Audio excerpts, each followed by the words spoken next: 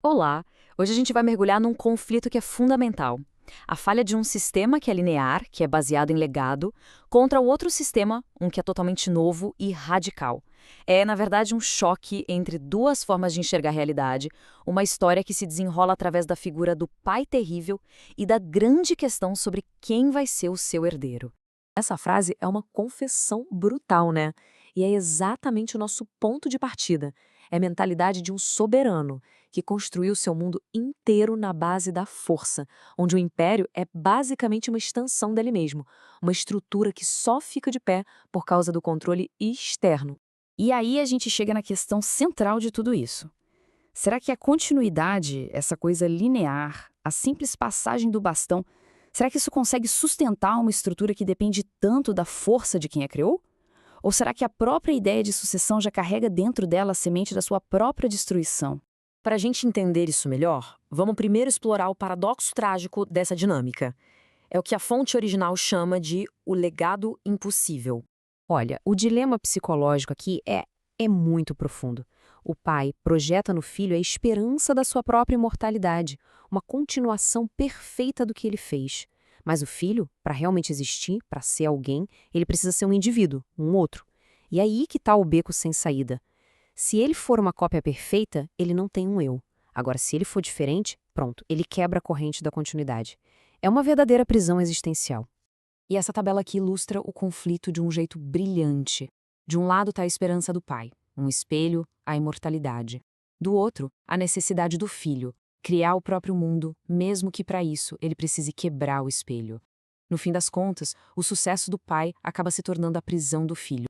Agora, vamos analisar um pouco mais a fundo o sistema operacional que esse pai terrível construiu para manter o seu mundo de pé. Vamos entender como ele funciona. A metáfora aqui é muito poderosa. Pensa na realidade como se fosse um sistema de computador. O império do pai é um código, um programa projetado para uma única função: reter. Reter poder, reter status, reter glória. Não é um sistema de fluxo, de movimento, é um sistema de acúmulo. E bem no coração desse sistema existe um bug, um erro fundamental, um kernel corrompido que, no material que a gente está analisando, é chamado de Avon. Isso não é um comportamento, é uma curvatura interna. É a primeira quebra do fluxo natural das coisas. Em vez de receber e refletir, o sistema começa a dobrar a luz sobre si mesmo, a acumulá-la. Aqui a gente vê a inversão fundamental. O design original do sistema, o natural, ele opera em fluxo, recebe e reflete. Simples assim. O kernel Arvon inverte essa lógica para buffer. Ele recebe e retém. E é esse acúmulo, essa retenção, que gera instabilidade, que gera sombra e violência. É a arquitetura da estagnação.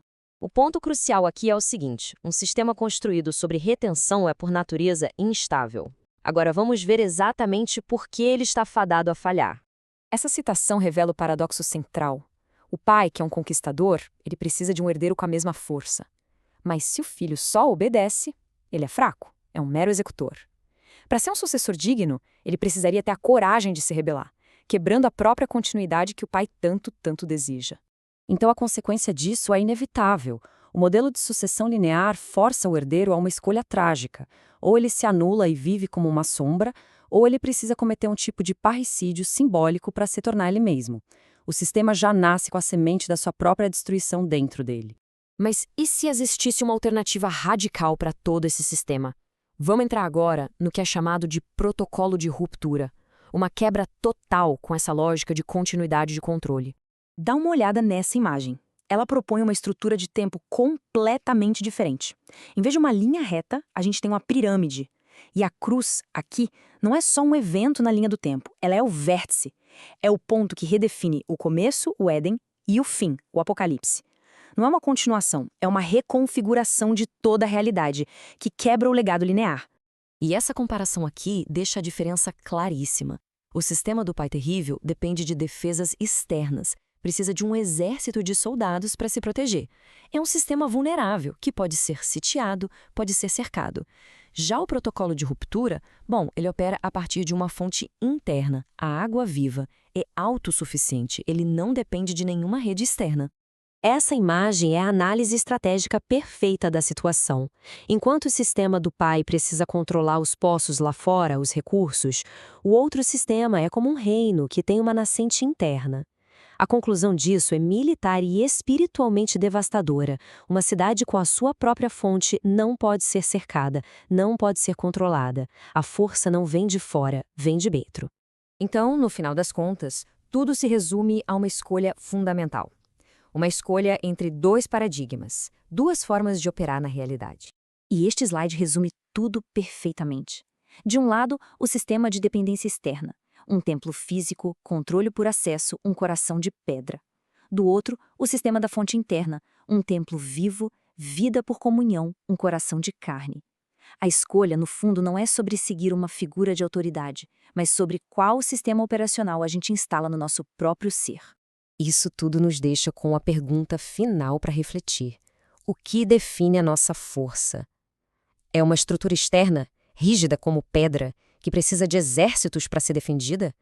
Ou é uma fonte interna, uma nascente viva, que nos torna impossíveis de serem conquistados? A resposta a essa pergunta define em qual realidade a gente opera.